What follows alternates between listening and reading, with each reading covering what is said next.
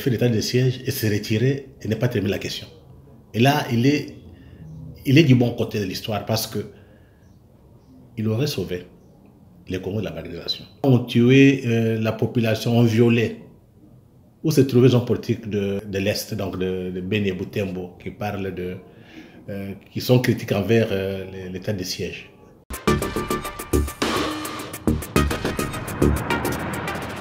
Mesdames et messieurs, bonjour et bienvenue dans cette émission de 10 minutes sur les réseaux sociaux.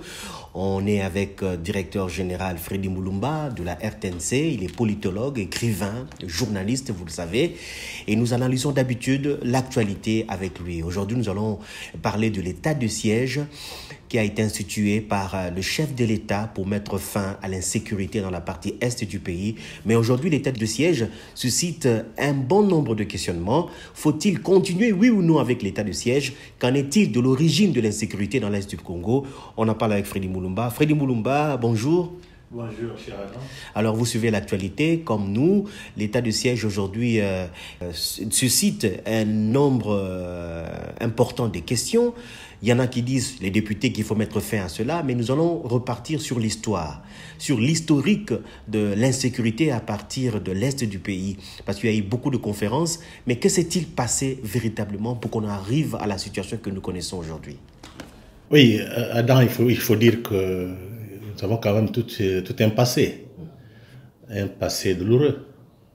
Je pense qu'après l'attaque des troupes de CNDP d'Nkunda, on a pensé que pour résoudre la question de l'Est, l'insécurité, il fallait qu'on ait une conférence de Goma. La conférence s'est tenue en 2008. On a rassemblé tous les rebelles, tous les hommes politiques de Kinshasa, mais le débat était que, comme c'était une question nationale, il y avait des débats au Parlement, on avait demandé que tout se passe à Kinshasa. Curieusement, la plupart des gens de Kivu, les politiciens, ils ont pensé que c'est une question qui concerne les Kivu. C'est ainsi qu'on a justifié la conférence de Goma en 2008. Ça donnait quel résultat? Cette conférence de Goma a permis à Nkunda avec le CNDP d'intégrer l'armée. Ils ont été intégrés à l'armée par des mixages et des brassages. On connaît la suite. Après les élections de 2013 et de 2011, M23 est apparu, toujours à l'est du Congo, qui était les transfuges de Nkunda. Donc, vous avez les RCD, après RCD, CNDP, M23. Mais la question n'a pas été résolue. Il y a eu les accords de Lusaka, pas l'accord de Addis Abeba, et ils étaient à Kampala. Mais ça n'a pas marché. Donc, malgré toutes ces négociations, rien n'a tourné. Mais ce qui est curieux, c'est de voir que c'est presque les mêmes hommes politiques du Kivu qui tiennent les discours, pas tous, hein, une partie, contre l'état de siège. On voit même des ONG qui sont à Beni ou à Boutembo qui disent que l'état de siège n'est pas une bonne chose. Mais une question, quand on tuait les gens là-bas, où se trouvaient les défenseurs des droits de l'homme? Quand on tuait la population, on violait, où se trouvaient les hommes politiques de l'Est, donc de Beni et Boutembo, qui sont critiques envers l'état de siège? Donc le problème est ailleurs. Mais qu'est-ce qui se cache derrière alors? Je pense que... Parce que la guerre ne finit pas. On a pensé que c'était le problème de Kabila. Kabila est parti. C'est l'actuel chef de l'État, Félix Tshisekedi, qui est là. Mais le problème est resté entier. Qu'est-ce qui se cache derrière? Le problème est que la guerre qui est à l'est du pays, ça fait plus de 20 ans, a créé des réseaux.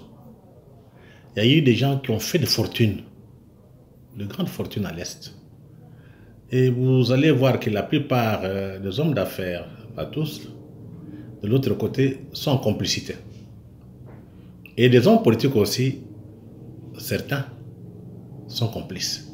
Donc ça devient des affaires. Donc si, comme il y a eu l'état des lieux, ça a mis en difficulté tous ces réseaux.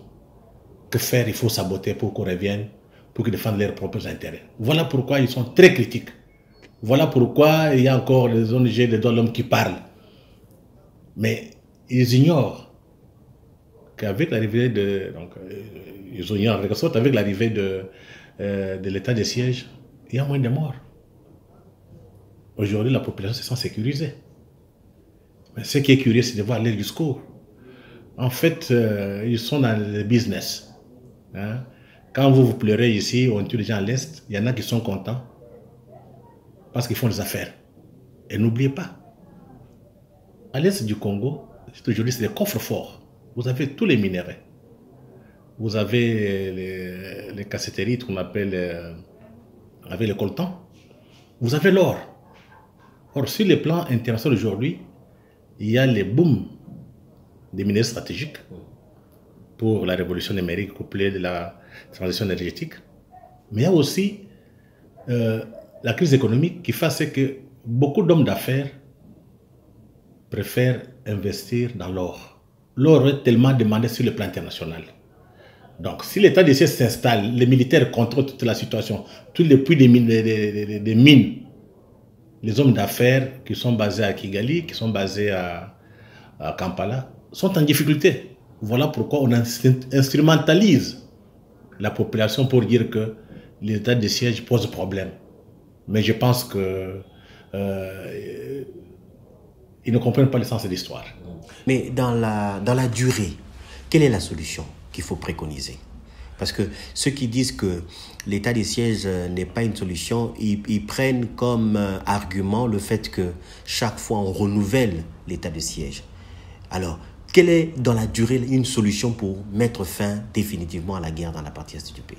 Non, je pense qu'avec l'état de siège instauré dans le Turi et dans Nord Kivu,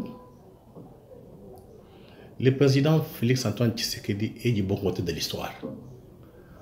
Pourquoi il est du bon côté de l'histoire? Beaucoup de gens ignorent les plans de la balkanisation du Congo. Tout a été mis en place pour qu'on puisse prendre l'Est du Congo. Maintenant, c'est contrôlé par des militaires jusqu'aux frontières. Donc, ceux qui ont des ambitions sont mal à l'aise. Parce que nos militaires, notre armée a une mission de défendre la patrie, défendre l'intégrité territoriale. Or, vous connaissez, les militaires ont des principes. Et leur devise, ce n'est jamais trahir le Congo. Donc, ça remet en cause la balkanisation, les projets qui sont mis en place. Ça, c'est les deux. Je pense que le président Tshisekedi, en prenant cette décision, d'ailleurs, il a dit aux Nations Unies, l'état de siège prendra fin quand on aurait maîtrisé la situation à l'Est, donc quand il y aura la fin de la sécurité. Donc ça ne sert à rien de faire l'état de siège et se retirer et ne pas terminer la question. Et là, il est du bon côté de l'histoire parce que il aurait sauvé les Congo de la balkanisation. Donc ceux qui disent que l'état de siège doit être remis en cause sont des gens qui sont contre le Congo. Parce que aujourd'hui, notre peuple se déplace, les enfants étudient, alors qu'à Beni, Butembo, chaque jour on attendait 500 personnes, 1000 personnes, on a tué. Personne ne parlait. Maintenant on met l'état de siège, on met l'état, les militaires sont là. Ils sont des politiciens qui avaient beaucoup d'intérêt dans cette guerre, qui se sentent lésés. Mais le peuple, c'est où se trouvent ses intérêts. Il faut démanteler aussi tous ces réseaux. Tant que ces réseaux ne sont pas démantelés, c'est un réseau puissant, il y a de l'argent, il y a des multinationales qui sont derrière. Il faut démanteler ces réseaux aussi pour décourager tous ces... Moi, je pense que ça fait plus de 20 ans que cette guerre dure. Ce n'est pas dans 3 mois ou une année qu'on va démanteler. Je pense qu'il y a un travail en train d'être fait avec l'armée d'un côté qui fait la guerre, mais aussi avec la justice militaire. On est en train de condamner les gens.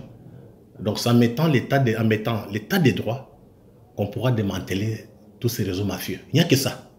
L'armée fait la répression, met de l'ordre, mais de l'autre côté, il faut que la justice fasse son travail pour punir ceux qui sont complices. C'est la seule solution. Je pense que ça prendra du temps, ça peut prendre, mais nous sommes du bon côté de l'histoire. Voilà, Félix Antoine Tshisekedi, du bon côté de l'histoire. Donc, on a parlé de l'état de siège. Freddy Mulumba, je rappelle que vous êtes directeur général de la RTNC, politologue, écrivain, journaliste. Nous vous disons merci d'avoir répondu à nos questions. Merci.